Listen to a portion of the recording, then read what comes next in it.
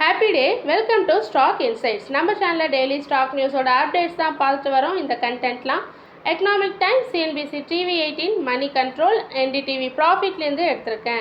நான் SEBI register advisor கிடையாது. நீங்கள் இன்வெஸ்ட்மெண்ட் பண்ணுறதுக்கு முன்னாடி உங்கள் ஃபினான்ஷியல் அட்வைசரை கன்சல்ட் பண்ணிவிட்டு இன்வெஸ்ட்மெண்ட் பண்ணுங்கள். இன்றைக்கி May 8. Yesterday important result after 3:30க்கு அப்புறம் என்னென்ன இம்பார்ட்டன்ட் ரிசல்ட் வந்தது, என்னென்ன நியூஸ் வந்திருக்கு எல்லாமே பார்க்கலாம்.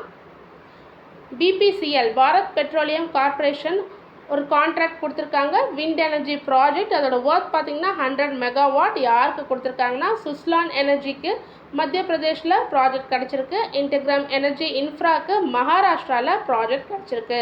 ஸோ இது மூலமாக BPCL என்ன எய்ம் பண்ணுறாங்கன்னா 10 GW க்ளீன் எனர்ஜி போர்ட்ஃபோலியோவை உருவாக்க போகிறதா சொல்லியிருக்காங்க.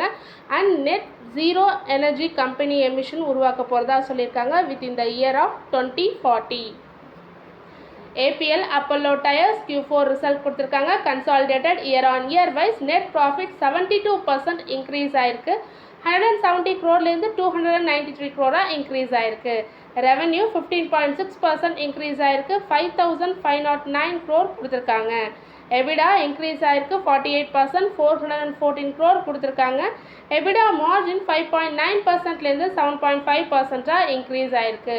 டிவிடெண்ட் சொல்லியிருக்காங்க ₹5.75 பர் ஷேர் தரதா சொல்லியிருக்காங்க APL Apollo tubes. Dabur India Q4 result கொடுத்துருக்காங்க. Consolidated year on year wise net profit 8.3% decline ஆயிருக்கு. ப்ளூம்பர்கில் எஸ்டிமேட் பண்ணது 324.1 crore, இவங்க கொடுத்துருக்கிறது 320 crore. ஸோ எஸ்டிமேஷனை பீட் பண்ணலை. இயர் ஆன் இயர் வைஸும் கம்மியாயிருக்கு. ரெவன்யூ 0.5% இன்க்ரீஸ் ஆயிருக்கு. 2,845.8 crore ப்ளூம்பர்க் எஸ்டிமேட் பண்ணது. இவங்க கொடுத்துருக்கிறது 2,830 crore. So year on year wise increase ஆயிருந்தாலும் ப்ளூம்பர்க் எஸ்டிமேட் பண்ணதை பீட் பண்ணலை. EBITDA 8.6% down. EBITDA மார்ஜின் 16.6%லேருந்து 15% கம்மியாயிருக்கு. ஃபைனல் டிவிடெண்டாக ₹5.25 பர் ஷேர் தரதா சொல்லியிருக்காங்க Dabur. Aster DM health care new hospital பெங்களூரில் பில்ட் பண்ண போகிறதா சொல்லியிருக்காங்க. அதுக்கு அவங்க இன்வெஸ்ட்மெண்ட் பண்ணுறது 480 crore. எங்கன்னா சர்ஜாப்பூரில். ஸோ இந்த ஃபேஸஸாக பகுதிகளாக பிரித்து பண்ண போகிறதா சொல்லியிருக்காங்க. With 2000 bed capacity. அதை தாண்டியும் போகலான்னு சொல்லியிருக்காங்க. வோல்டாஸ் Q4 ரிசல்ட் கொடுத்துருக்காங்க. Consolidated year on year wise net profit 107.8% increase ஆயிருக்கு. 241 crore கொடுத்துருக்காங்க. ப்ளூம்பர்கில் எஸ்டிமேட் பண்ணது 264.1 crore. ப்ளூம்பர்கில் எஸ்டிமேட் பண்ணதை பீட் பண்ணலை. பட் ஆனால் year on year wise increase ஆயிருக்கு. ரெவன்யூ 13% இன்க்ரீஸ் ஆயிருக்கு. 4,767 crore கொடுத்துருக்காங்க. ப்ளூம்பர்கில் எஸ்டிமேட் பண்ணது 4,873 crore. ஸோ எஸ்டிமேட்டை பீட் பண்ணலை. பட் ஆனால் year on year wise increase ஆயிருக்கு. EBITDA 75.3% இன்க்ரீஸ் ஆயிருக்கு. EBITDA மார்ஜின் 4.5%லேருந்து 7% இன்க்ரீஸ் ஆயிருக்கு. டிவிடெண்ட் தரதா சொல்லியிருக்காங்க ₹7 per share. Somany ceramics Q4 result கொடுத்துருக்காங்க. Consolidated year on year wise net profit கம்மியாயிருக்கு. 32.3% கம்மியாயிருக்கு. 21 crore கொடுத்துருக்காங்க. ப்ளூம்பர்கில் எஸ்டிமேட் பண்ணது 24.9 crore. ஸோ அதை காட்டிலும் கம்மியாக தான் கொடுத்துருக்காங்க. இயர் ஆன் இயர் வைஸும் டிக்ரீஸ் ஆயிருக்கு. ரெவன்யூ 4.5% இன்க்ரீஸ் ஆயிருக்கு. 773 crore கொடுத்துருக்காங்க. ப்ளூம்பர்கில் எஸ்டிமேட் பண்ணது 741.5 crore. ஸோ எஸ்டிமேட்டை பீட் பண்ணி இன்க்ரீஸ் ஆயிருக்கு. இயர் ஆன் இயர் வைஸும் இன்க்ரீஸ் ஆயிருக்கு. EBITDA 18% down. 66 crore கொடுத்துருக்காங்க. EBITDA மார்ஜின் 11%லேருந்து 8.5% கம்மியாயிருக்கு. ஃபைனல் டிவிடெண்டாக ₹3 per ஷேர் தரதா சொல்லியிருக்காங்க Somany ceramics. Sonata software Q4 result கொடுத்துருக்காங்க. Consolidated quarter on quarter basis net profit 1.9% increase ஆயிருக்கு. 107 crore கொடுத்துருக்காங்க. ப்ளூம்பர்கில் எஸ்டிமேட் பண்ணது 92.5 crore. எஸ்டிமேட்டை பீட் பண்ணி இன்க்ரீஸ் ஆயிருக்கு. And then quarter on quarter பேசிஸ்லையும் இன்க்ரீஸ் ஆயிருக்கு. ரெவன்யூ 8% டிக்ளைன் ஆயிருக்கு. ப்ளூம்பர்கில் எஸ்டிமேட் பண்ணது 2,441.5 crore. இவங்க கொடுத்துருக்கிறது 2,617 crore. So quarter on quarter பேசிஸில் டிக்ளைன் ஆயிருந்தாலும் ப்ளூம்பர்கில் எஸ்டிமேட் பண்ணது பீட் பண்ணி இன்க்ரீஸ் ஆயிருக்கு. EBITDA 14% அப். 150 crore கொடுத்துருக்காங்க. EBITDA மார்ஜின் 4.6%லேருந்து 5.7% இன்க்ரீஸ் ஆயிருக்கு. டிவிடெண்ட் தரதா சொல்லியிருக்காங்க. சொனாட்டா சாஃப்ட்வேர் ₹4.4 per ஷேர் தரதா சொல்லியிருக்காங்க. சுவன் ஃபார்மா அவங்க கம்பெனி நேமை சேஞ்ச் பண்ணுறாங்க. சுவன்லேருந்து கோஹென்ஸ் லைஃப் சயின்சஸாக சேஞ்ச் பண்ணுறாங்க. ஸோ இனிமேல் சுவன் ஃபார்மா நேம் வந்து கோஹென்ஸ் லைஃப் சயின்சஸாக சேஞ்ச் ஆயிரும். டாடா கெமிக்கல்ஸ் Q4 ரிசல்ட் கொடுத்துருக்காங்க. Consolidated year on year wise net loss சொல்லியிருக்காங்க 49 crore. ஸோ போன வருஷம் இதே குவார்ட்டரில் 841 crore லாஸில் இருந்தாங்க. இப்போ லாஸை கம்மி பண்ணியிருக்காங்க. 49 crore லாஸ் கொடுத்துருக்காங்க. ஆனால் ரெவென்யூ 1% இன்க்ரீஸ் ஆயிருக்கு. 3509 crore கொடுத்துருக்காங்க. EBITDA 26% down 327 crore. EBITDA margin 12.7%லேருந்து 9.3% கம்மியாயிருக்கு. டிவிடெண்ட் தரதா சொல்லியிருக்காங்க ₹11 per ஷேர். இன்றைக்கி யாரெல்லாம் ரிசல்ட் கொடுக்குறாங்கன்னு பார்த்தீங்கன்னா Aarti industries, Chambal fertilisers and chemicals, Dilip Buildcon, Canara bank, multi commodity exchange of India, Pidilite industries, REC, IIFL finance, Jindal stainless, Kalyan jewellers, Larsen and Toubro, Titan company, Asian paints, Britannia industries, Bharat forge, Biocon, Escort Kubota, union bank of India and Zee entertainment enterprises. Reliance Jio அவங்களோட யூசர்ஸை add பண்ணியிருக்காங்க.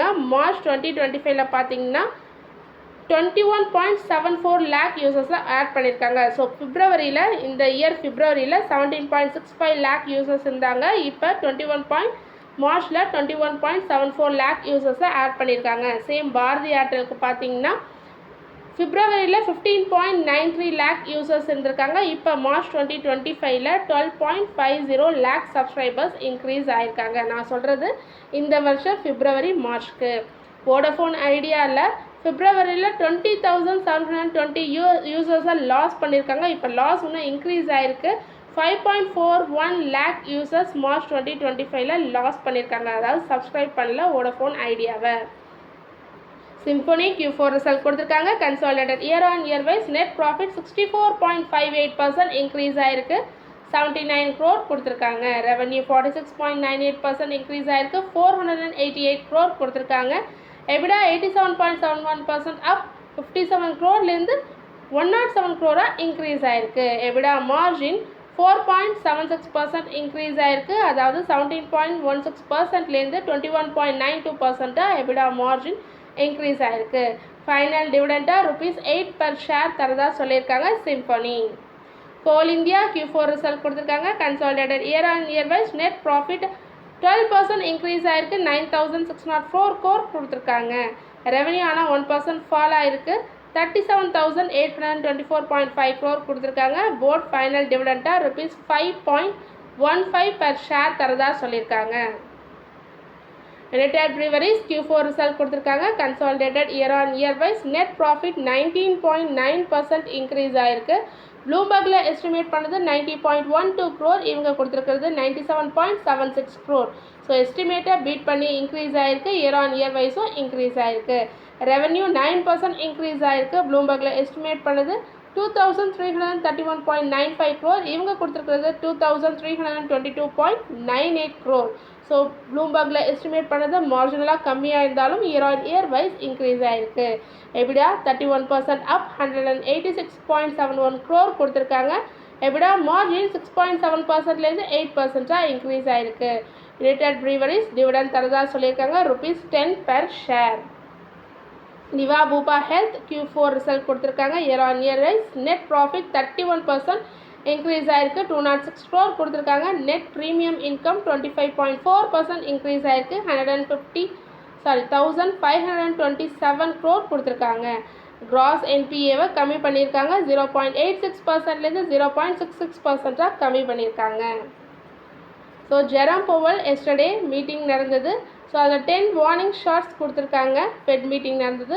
அதில் முக்கியமான என்ன நியூஸ்னால் no rate cut, இப்போ எந்த rate கட்டு கிடையாதுன்னு சொல்லியிருக்காங்க.